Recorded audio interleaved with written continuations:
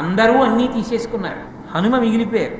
అప్పుడు చూశారు రామచంద్రమూర్తి, హనుమ నీకేమి ఇవ్వాలి అని అడిగారు. అడిగితే ఆయన అన్నారు, ప్రభు నాకు ఒక్క పదవి ఇప్పించండి, అందరూ అన్ని పదవులు తీసుకున్నారు కదూ, దాని గురించి నాకు చింత లేదు, నాకు ఒక చిన్న పదవి ఇవ్వండి. ప్రభువులు ఆవలిస్తే వాళ్ళకి వాళ్ళు చిటికి వేసుకోకూడదు, పక్కన ఇంకొక 2 చిటికి వెయ్యాలి. దానికి అలా జాగ్రత్తగా చూస్తూ ఆవలిస్తే చిటికి వేయడానికి పెద్ద సమర్థత ఉంది, పెద్ద చదువుకోవాలా, విద్వాంసులై ఉండాలా, ఓ వ్యక్తిని పెట్టుకుంటారు, అదో మర్యాద. అందుకని అటువంటి వ్యక్తి ఉంటారు.